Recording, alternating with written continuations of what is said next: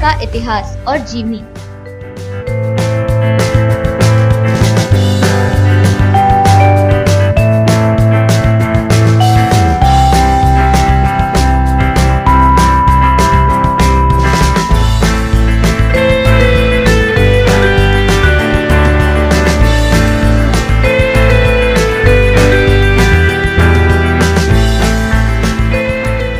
मित्रों, जैसा कि आप जानते हैं, अकबर मुगल काल का सबसे कुशल शासक और धर्म निरपेक्ष बादशाह था।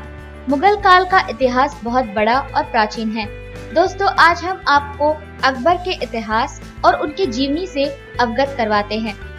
अकबर का प्रारंभिक जीवन।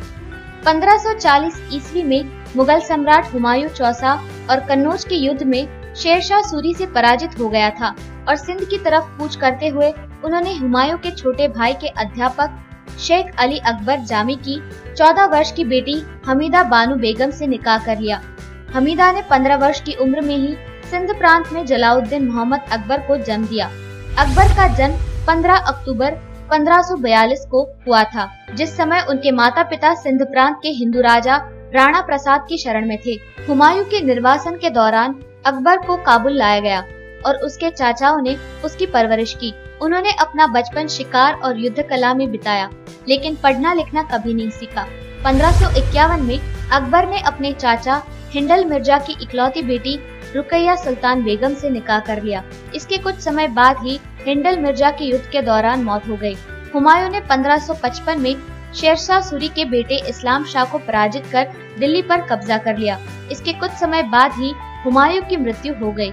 अकबर के अभिभावक बैरम खान ने 13 वर्ष की उम्र में ही 14 फरवरी 1556 में अकबर को दिल्ली की राजगद्दी पर बिठा दिया। बैरम खान ने उसके वयस्क होने तक राजपाट संभाला और अकबर को शहंशाह का खिताब दिया। अकबर के सैन्य अभियान। सूरी साम्राज्य ने छोटे बालक का भय न रखते हुए हुमायूं की मौत के बाद फिर से आगरा और दिल्ली पर कब्जा कर लिया। बैरम खान के नेतृत्व में उन्होंने सिकंदर शाह सूरी के खिलाफ मोर्चा निकाला। उस समय सिकंदर शाह सूरी का सेनापति हेमू था और बैरम खान के नेतृत्व में अकबर की सेना ने हेमू को 1556 में पानीपत के दूसरे युद्ध में पराजित कर दिया। इसके तुरंत बाद मुगल सेना ने आगरा और दिल्ली पर अपना आधिपत्य कर दिया। अकबर ने दिल्ली पर विजय प्रवेश किया और 1 महीने तक वहां पर निवास किया। उसके बाद अकबर और बैरम खान दोनों पंजाब लौट गए, जहां पर सिकंदर शाह फिर से सक्रिय हो गया था। अगले 6 महीनों ने मुगलों ने सिकंदर शाह सूरी के खिलाफ दूसरा बड़ी लड़ाई जीत ली थी। सिकंदर शाह इसके बाद बंगाल भाग गया। अकबर की सेना ने वर्तमान पाकिस्तान के लाहौर और पंजाब इलाके पर कब्जा कर लिया था। अकबर ने राजपूताना शासकों को हराकर अजमेर पर भी कब्जा कर लिया था और इसके बाद ग्वालियर किले पर भी सूरी सेना को हराकर कब्जा कर लिया। अकबर के शासन में मुगल परिवार की बेगमों को काबुल से भारत लाया गया। जो उसके दादा बाबर और पिता हुमायूं नहीं कर पाए, वो अकबर ने कर दिखाया। 1559 में मुगलों ने राजपूताना और मालवा की तरफ से कूच किया।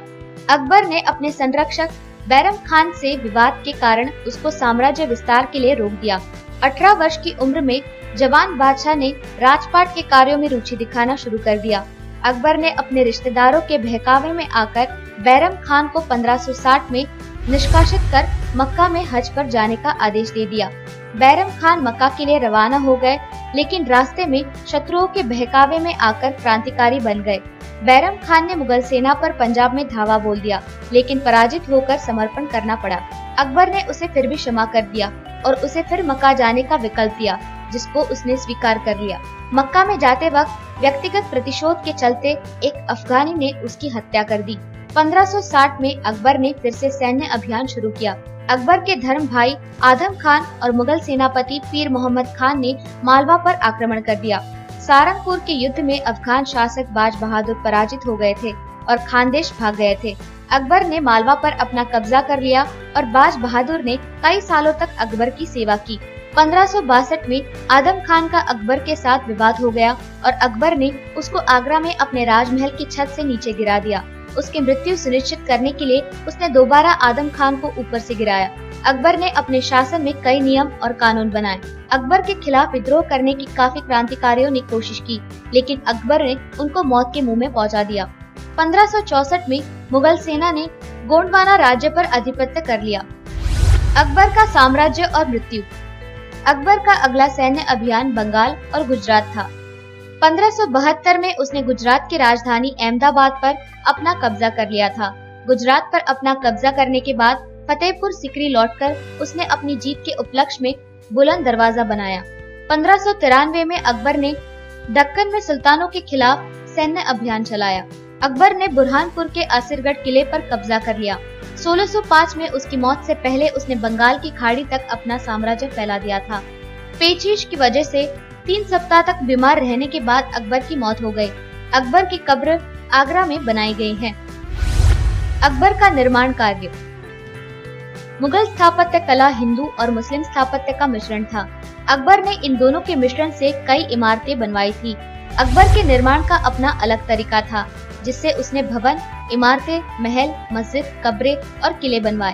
अकबर ने सबसे पहले आगरे के किले का निर्माण करवाया था। इस किले के 2 द्वार दिल्ली गेट और अमर सिंह गेट है। अकबर ने लाल पत्थरों से 50 से भी ज्यादा इमारतों का निर्माण करवाया था, जिसमें से कुछ अभी भी और कुछ लुप्त हो गए हैं। इसमें अकबरी महल और जहांगीर महल, इन दोनों महलों को एक ही तरीके से बनवाया गया है। इसके बाद उसने लाहौर का किला और इलाहाबाद का किला बनवाया। उसकी स्थापत्य कला का सबसे सुंदर नमूना फतेहपुर सिकरी था, जिसे उसने अपनी राजधानी बनाया था। इस वीरान जगह को पूरा करने में अकबर को 11 साल लग गए थे। इस शहर को उसने 3 तरफ से दीवारों से और एक तरफ से कृत्रिम झील बनवाई। इस दीवार के 9 दरवाजे और इसका मुख्य द्वार आगरा गेट है। उसने बुलंद दरवाजा का भी निर्माण करवाया, जो मार्बल और बलुआ पत्थरों से निर्मित है। दीवाने खास भी इसकी प्रसिद्ध इमारत है। अकबर ने गरीबों की मदद करने के लिए कई सरायों का निर्माण करवाया। इसके अलावा कई विद्यालयों और इबादत करने की जगह का निर्माण करवाया। तो दोस्तों, ये थी जानकारी अकबर के इतिहास के बारे में और उनके जीवनी के बारे में।